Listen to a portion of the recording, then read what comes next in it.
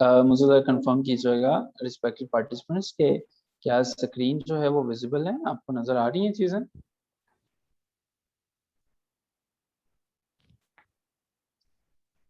कोई अनम्यूटेड भी हैं? ओके जी।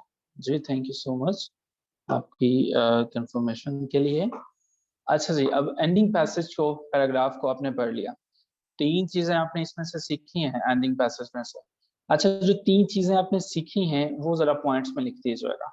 इस पैराग्राफ में से तीन चीजें आपने सीखी हैं, वो तीन चीजें कौन सी हैं? पहली चीज जो है वो ये है कि restates the main idea in a different way. And पे जब आप आएंगे क्या करेंगे? मेन आइडिया तो होगा ही, लेकिन थोड़ा सा मुख्तलिफ वे में होगा। पहला आइडिया ये है। दूसरा सेंटेंस जो है, आपके रीडर को पता चल आइडिया के मुतालिक बात करेगा, सेम इंफॉर्मेशन स्लाइटली डिफरेंट। और तीसरा क्या है? यूज नहीं करवाएगा। क्लियर? यहां तक आपको चीजें पता चल गई? Am audible? आपको मेरी आवाज आ रही है? Okay, well done. नई ने जो चीजें लिखी हैं बहुत जबरदस्त है। अच्छा जी, एक एक्टिविटी हमारे पास आ गई है। एक्टिविटी क्या है? तो 3 और 4 पे जो है, नंबर 3 और 4 हैं पेज नंबर 18 पे, उन्हें दोबारा पढ़िए। उनके अंदर जो कंक्लूडिंग सेंटेंसेस हैं जरा वो बताइए कि आप इस काबिल हैं कि आपने ये डेफिनेशन समझ ली है। तो उनके अंदर आप बता सकते हैं कि कंक्लूडिंग पैराग्राफ क्या है। एक तो आपने ये चीज बतानी है कि इसके अंदर कंक्लूडिंग पैराग्राफ ये है। दूसरे नंबर पे वो कह रहा है आपने मेन आइडिया बताना है कि मेन आइडिया इनका क्या है। ठीक है जी, क्लियर हो गया? दो चीजें जो बतानी है आपने। हम ये चाह रहे हैं कि इससे आपको पता चल जाए कि है क्या क्या चीजें। बस हम जो है वो पैराग्राफ नंबर 3 पे जा रहे हैं दोबारा से, कि इसके अंदर एक तो मेन आइडिया अपने बताना है और दूसरा अपने बताना है कि इसका कंक्लूजन कहाँ पे है। जी, कंक्लूजन कहाँ पे है इसका? ये वैसे हमने इसको डिस्कस कर लिया था 3 को। हम 4 को डिस्कस करते हैं जी। 4 का कंक्लूजन जो है वो कहाँ पे है? क्वेश्चन नंबर 4 हमारा है, इसका जो है वो कंक्लूजन क्या है? कंक्लूजन पहले जो है वो हम फाइंड आउट करते हैं। कंक्लूजन कहाँ पे है जी?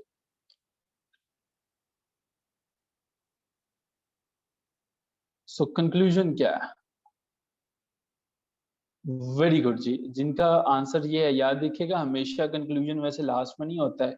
कि ये ट्रिक नहीं लगा देनी कि जो है वो कंक्लूजन जो है वो लास्ट पे है। और इससे मिलते जुलते एक छोटा सा मुझे जोक याद आ गया, एक बड़ा मशहूर है।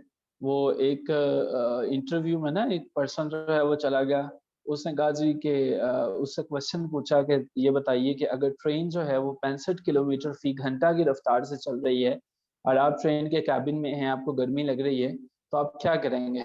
वो बेचारा क्या बैठा कि जी मैं खिड़की खोलूंगा। उसने कहा कि जी अच्छा, जब खिड़की खोलेंगे जो हवा अंदर दाखिल होगी उसकी स्पीड क्या है, और ट्रेन की और हवा की स्पीड के अंदर क्या फर्क होगा?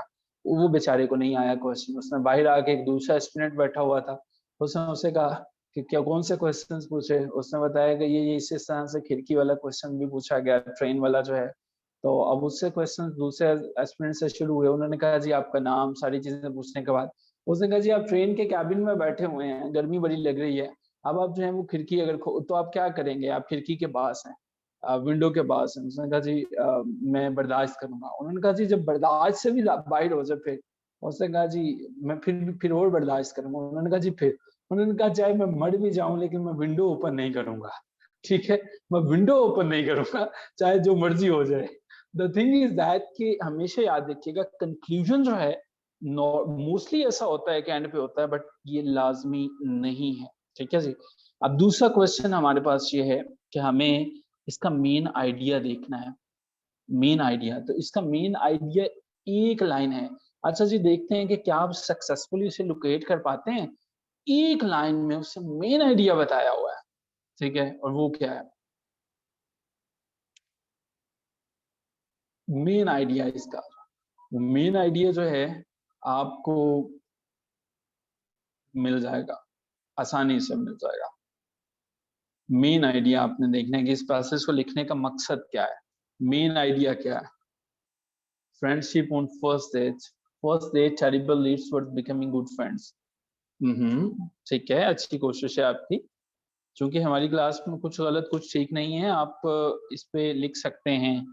आप जो हैं वो इस पे आंसर दे सकते हैं। जी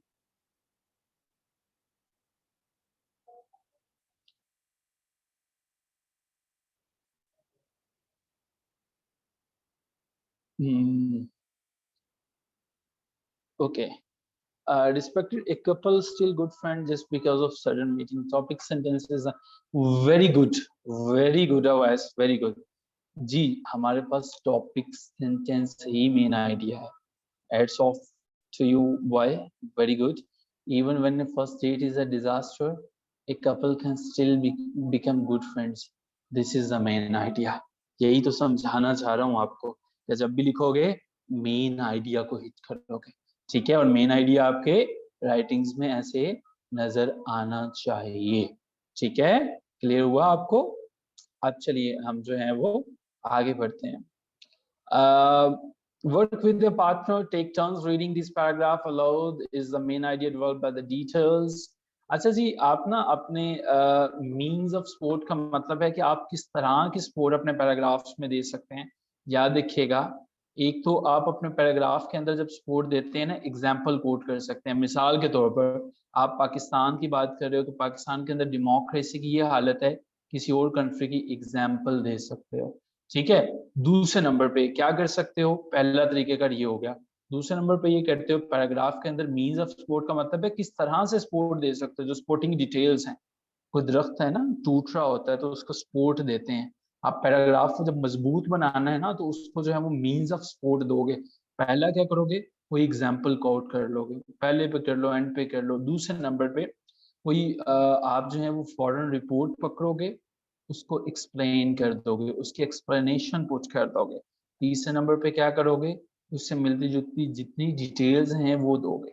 सो ये आप जो है वो ये काम करेंगे. ये तीन चीजें आपको हेल्प करेंगी, डिटेल्स को, एक्सप्लेनेशन को और एग्जाम्पल्स को. सो इससे क्या होगा, आपका मेन आइडिया जो है जनरेट हो जाएगा, मेन आइडिया जनरेट हो जाएगा, ठीक है. हमें 3 पार्टिसिपेंट्स का जो है वो मुझे रिस्पांस रिसीव हुआ था एक्टिविटी पे. आई वाज एक्सपेक्टिंग कि सभी करेंगे, तो जिन्होंने किया वेल डन, उनको मैं आंसर दे दूंगा. हम क्लास में डिस्प्ले नहीं कर सके, उसकी वजह ये थी कि ज़्यादा रिस्पांस होते तो हम उसे ज़रूर करते. तो बाकी पार्टिसिपेंट्स अगर नहीं भी करना चाहें तो ये उनकी अपनी मर्जी है, ऑप्शनल एक्टिविटीज़ होती हैं. अच्छा जी, ये एक्टिविटीज़ में ये ज़रूर चाहूँगा ये बुक आप हार्ड फॉर्म में निकाल के इनको कंप्लीट कर लीजिएगा. आखिरी एक ऑप्शनल एक्टिविटी है, वो है पीयर एडिटिंग. देखिए हमने एक पैसेज को पढ़ा था. Yes, very good, very good. हमने एक पैसेज को देखा था अभी, उससे पहले जो है वो. अच्छा, उसमें पैसेज में ना हमने देखा था कि एक खातून है, वो बता रही हैं कि मैं जो है इस तरह से अपने फ्रेंड के साथ जो है वो गई और वगैरह वगैरह, डिजास्टर ये वो. लेकिन उसने पहले नहीं, Greg was not very good, हमने ये देखा. फिर उसने ये लिखा कि जब उसके फ्रेंड ने उसको सजेशन दी कि can you make this stronger, फिर उसने लिखा कि टेरिबल को कर लिया, ठीक है. अब इसमें जो है वो दूसरी जो बात हमें नजर आ रही है वो ये है कि ये देखिए, Greg was not very good. ये I thought he was coming to pick me up at 6:30 but he did not. लेकिन अगर आप उसी पैसेज को जाकर दोबारा देखें ना तो आपको पता चलेगा कि उसने बाद में बताया कि वो 30 मिनट पहले ही आ गया, ठीक है. तो ये हमारे पास है. ये पीयर एडिटिंग का मतलब है कि आप अपने फेलो के साथ, किसी के साथ भी लिख के अपने पैसेजेस को चेक करवा सकते हैं. लेकिन शर्त ये है कि दोनों को पता हो कि एक पैराग्राफ के अंदर टॉपिक सेंटेंस होता है, सपोर्टिंग डिटेल्स होती हैं, कंक्लूजन्स होती हैं. टॉपिक सेंटेंस क्या है और डिटेल्स क्या है. सो जी, 10 नंबर वाली एक्टिविटीज जो है वो आपकी पीयर एक्टिविटी से रिलेटेड है कि पीयर किस तरह से इसको ऐड कर सकते हैं. ओके जी. ये जो है वो मुझे बताइए आखिर पे, एक क्विक जो है वो हम सर्वे करेंगे और उसके बाद हम जो है वो आज कोशिश करेंगे कि 10 हम वर्ड्स आपको असाइन करेंगे जिनके अंदर डिफरेंस आप फाइंड आउट करेंगे और वोकैबुलरी के भी वर्ड्स को करने की कोशिश करेंगे. अच्छा जी,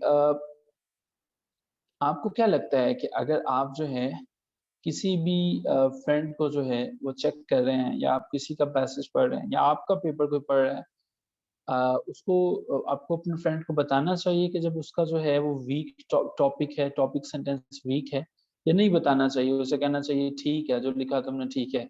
कि क्या टॉपिक सेंटेंस वीक हो सकता है? पहले तो ये बताइए, किसी का टॉपिक सेंटेंस वीक हो सकता है और ये बताना चाहिए जिस तरह से ऊपर उन्होंने एग्जाम्पल में बताया कि ये सेंटेंस स्ट्रॉन्गर बनाए.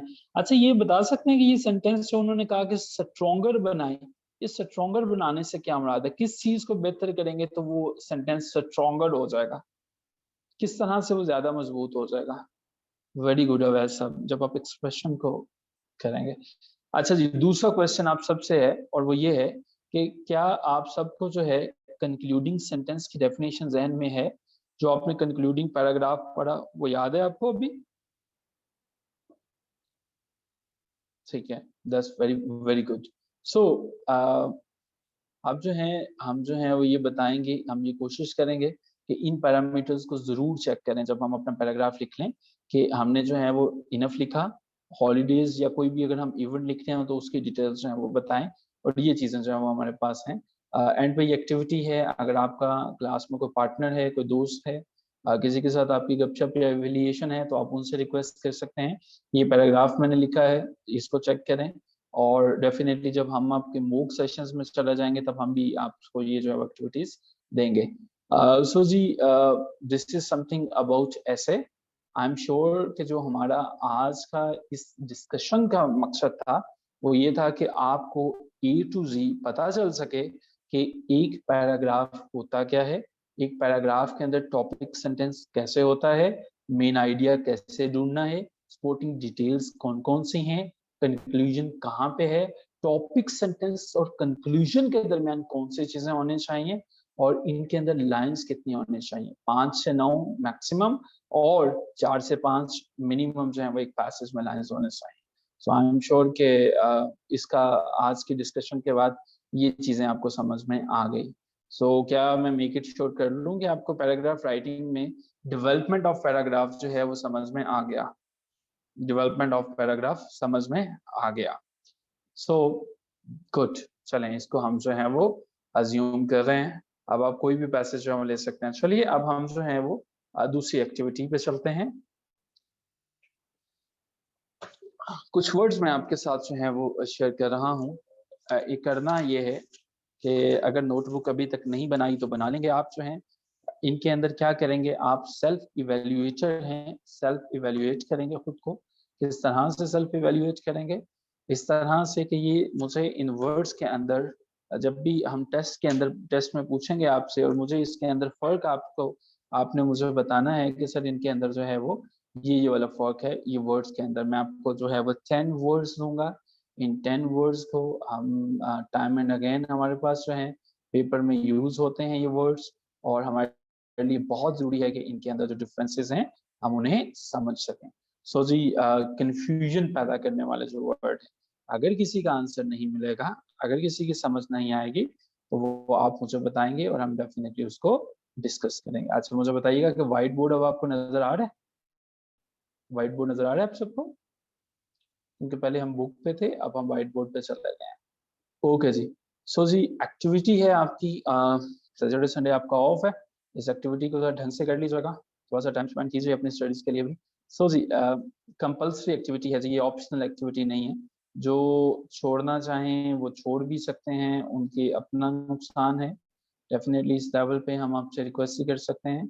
तो लेकिन ये कंपल्सरी है कि सभी को करना है, और इसको अपनी नोटबुक पे जरूर तहरीर करना है, उसको जरूर लिखना है। अच्छा जी, क्वेश्चन जो 1 है कि इन दोनों के अंदर फर्क क्या है, ये आपने ढूंढना है। जब हम हैबिट कहते हैं क्या फर्क है, कस्टम कहते हैं तो क्या फर्क है? ठीक है जी, हैबिट और कस्टम के अंदर फर्क जो है वो आपने बताना है। दूसरे नंबर पे आपने बताना है कि क्या फर्क है, फॉल्ट के अंदर क्या फर्क है, और डिफेक्ट के अंदर क्या फर्क है, और उनके सेंटेंसेस बना के ये बताना है आपने जो है वो। ठीक है जी, हैबिट हो गया, फॉल्ट हो गया। तीसरे नंबर पे आप बताएंगे कि हमारे पास आंसर के अंदर क्या फर्क है और रिप्लाई के अंदर क्या फर्क है। फोर्थ नंबर पे आप जो है वो बताएंगे कि क्या फर्क होता है सी के अंदर, क्या फर्क होता है लुक एट के अंदर, क्या फर्क होता है हियर के अंदर, क्या फर्क होता है लिसन के अंदर, क्या फर्क होता है स्पीक के अंदर, और क्या फर्क होता है से के अंदर। ठीक है जी। फिफ्थ पे आप जो है वो फाइंड आउट करने की कोशिश करेंगे कि डिनाई और रिफ्यूज के अंदर क्या फर्क होता है।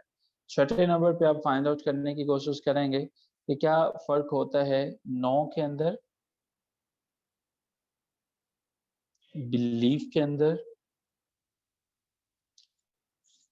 क्या फर्क होता है थिंक के अंदर, सपोज के अंदर, ट्रस्ट के अंदर और होप के अंदर?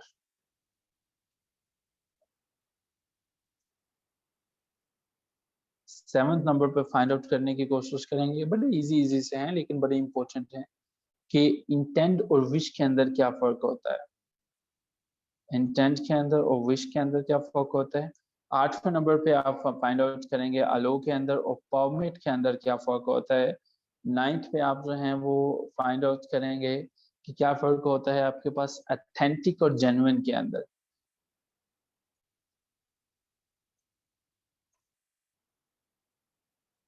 और 10th नंबर पे आप फाइंड आउट करने की कोशिश करेंगे क्या फर्क होता है कंटेंटमेंट के अंदर और सेटिस्फैक्शन के अंदर।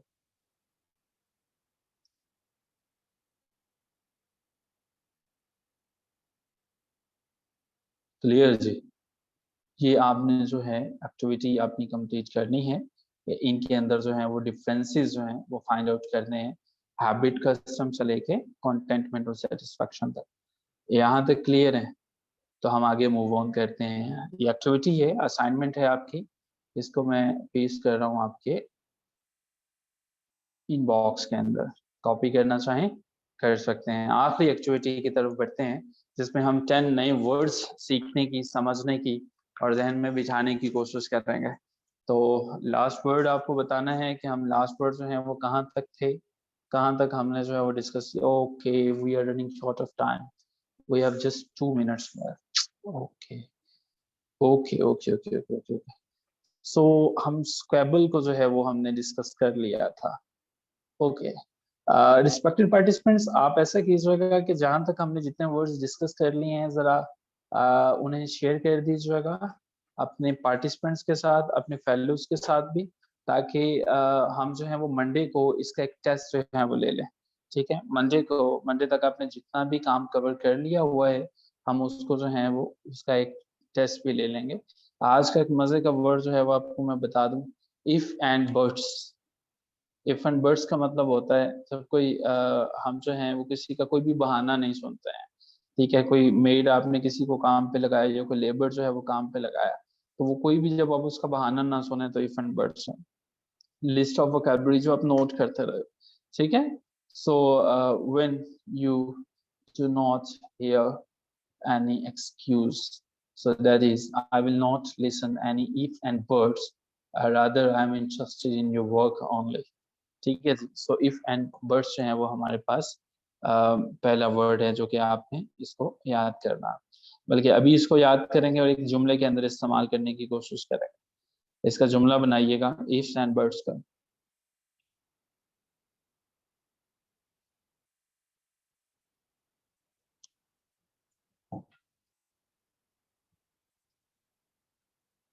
अच्छा जी। I have rejected his if and buts, good. Okay जी, moving on from here, next हमारे पास है अ वर्ड ब्राज़िली, BRAZENLY। ब्राज़िली का मतलब होता है हमारे पास जब भी आप किसी से बात करते हो, किसी से इस तरह से बात करना या कोई आपसे इस तरह से बात करे कि उसका जो टोन और टनर है वो इंसल्टिंग हो, वो जो है वो शेमलेस किस्म की स्टेटमेंट जो है वो कोई आपसे दे रहा हो, तो घटिया गुफ्तगू कर रहा हो, वो होता है कि हम उसको कहते हैं ब्राज़िली। ठीक है, so when someone is talking to you in Brazilian tone, definitely you need to leave that company। ठीक है जी, so that is our second word। so इसको जो है वो कुछ सेकंड्स लेंगे आप, मे बी 10 सेकंड्स, और ये दो के दो वर्ड्स आपकी मेमोरी के अंदर जो है वो ऐड होने चाहिए। देन तीसरा वर्ड हमारा जो है वो, अच्छा आपने ट्रांसपोर्टेशन तो लफ्ज हमेशा ही सुना, ट्रांसपोर्टेशन। इसी ट्रांसपोर्टेशन में से मैं ट्रांस पे आके रुका और सिर्फ मैंने IRE लगा दिया, ट्रांसपायर। ट्रांसपायर, ट्रांसपायर का मतलब होता है कि मूव करना। आपके जब जिस्म से जो है वो हमारे जिस्म से जब पसीना निकलता है तो उसको भी हम ट्रांसपायर कहते हैं। इसी तरह से किसी शख्स का आपकी ज़िंदगी से चले जाना, लेकिन एक बुरे तरीके से जाना, वो भी ट्रांसपायर की कैटेगरी में आता है, ठीक है। So when someone is getting out from your life, ठीक है, basically he is transpiring out from your life, transpiring from your life, ठीक है जी। सो ये हमारे पास जो है वो आज का थर्ड वर्ड है। कुछ सेकंड्स लीजिए, इसको अभी के अभी याद करने की कोशिश कीजिए। If and buts presently transpire. Okay जी। हम लोग अक्सर दफातर में सुनते हैं, यार ये मेरी फाइल उठा के ले आना। अच्छा, वो फाइल किधर है? क्या आप जानते हैं इसी फाइल के शुरू में मैं सिर्फ DEFILE लगा देता हूँ। D file, D file, D file का क्या मतलब है? डी फाइल का मतलब है कि जब आप किसी को, किसी के करैक्टर को गंदा करते हैं, जब किसी को खलीस कर देते हैं।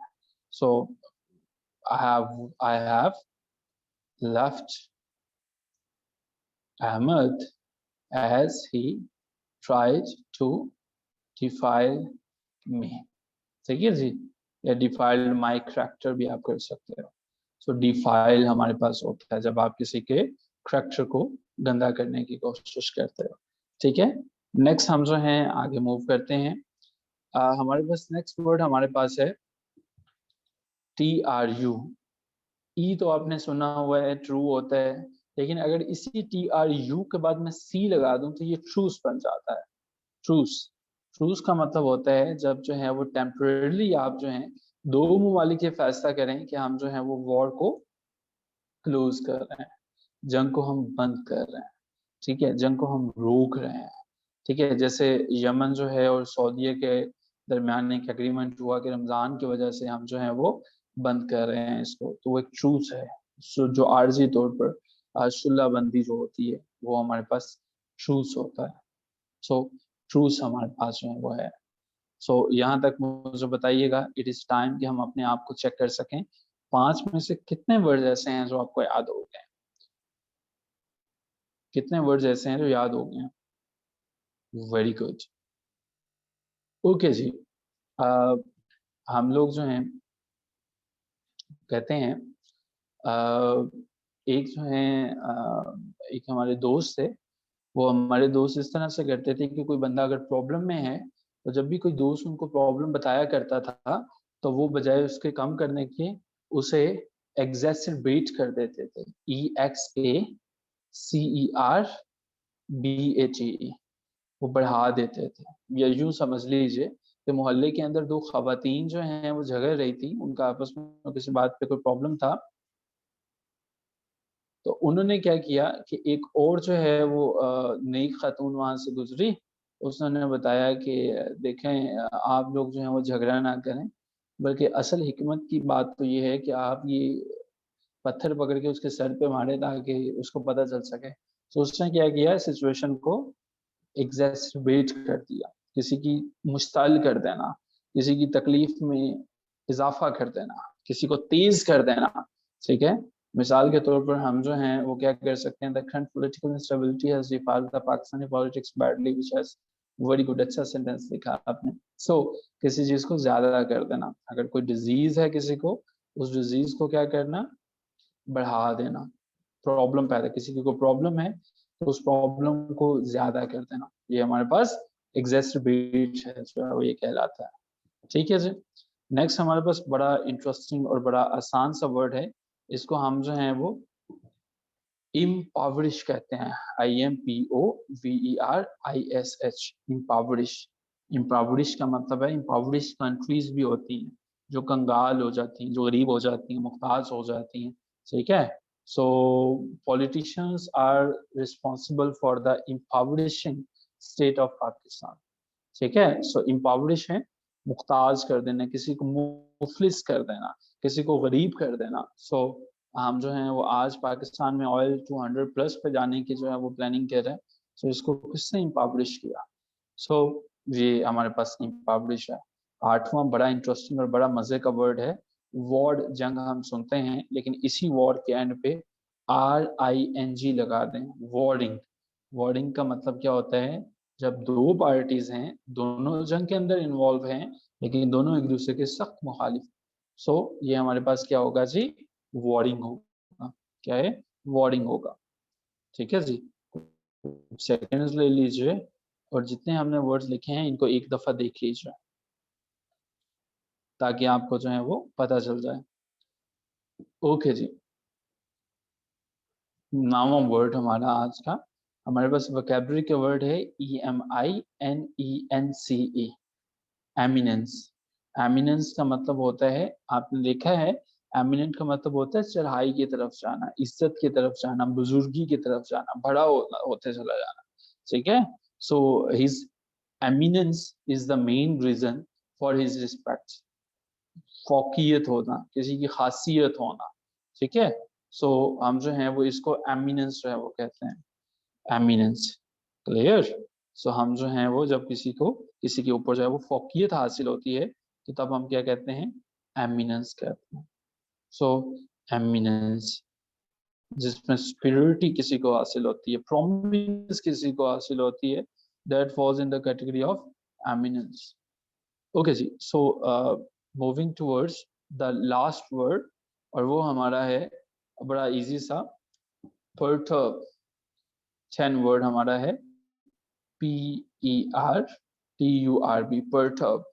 परटर्ब का मतलब होता है, आपने देखा कि कोई जब कोई किसी वजह से बेचैन हो जाता है, जब कोई किसी वजह से रेस्ट है, ठीक है, जब कोई किसी वजह से वरीड हो जाता है, वो हमारे पास परटर्ब होता है, डिस्टर्ब सिचुएशन में होना।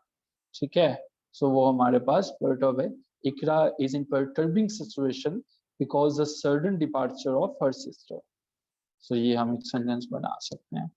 ओके जी, so respected participants, thank you so much. हमने 9 मिनट ऊपर ले लिए आपके, बट आई एम श्योर कि आज के सेशन से आपको बहुत सी चीज़ें सीखने को मिली होंगी, बहुत सी चीज़ें आपने नई सीखी होंगी, और आई एम श्योर कि आप इस पर वर्कआउट करें होंगे, मजीद जो है वो करेंगे, और इंशाल्लाह जो है वो यू विल प्रूव इट कि आप जो है वो चीज़ों को, रिकमेंडेशन है आपको, ये जो बुक मैंने आपसे रिक्वेस्ट की है, आप इसको ज़रूर देखेंगे, ज़रूर इसको स्टडी करेंगे, और इसका प्रिंट आप लेंगे, प्रिंट लेने के बाद इन एक्टिविटीज़ को जो है वो सॉल्व करेंगे। हम जो हैं वो डेफिनेटली आपके साथ, मैं भी आपके ग्रुप में शामिल हूँ, कोई किसी चीज़ की नहीं समझ में आए ग्रुप में भी पूछ सकते हैं आप। संडे और सैटरडे 2 दिन है। वर्डिंग जंग में इन्वॉल्व होना, जो जंग के अंदर जो है वो शामिल होते हैं, ठीक है, वो वर्डिंग होते हैं। So have a wonderful weekend. Sir words 50 day, Monday को टेस्ट ले लेते हैं, अच्छे से तैयार हो जाएंगे जी। नहीं, अब मंडे को तो टेस्ट है, मैंने बताया है, जितने भी वर्ड्स हैं ना सारे हमने जो कवर किए हैं वो बल्कि आप शेयर कर दीजिएगा, नहीं बाकी पार्टिसिपेंट्स के साथ भी। Have a good weekend, enjoy कीजिए, मंडे को मुलाकात होती है आप सबसे। Till then take care of yourself, अल्लाह हाफिज।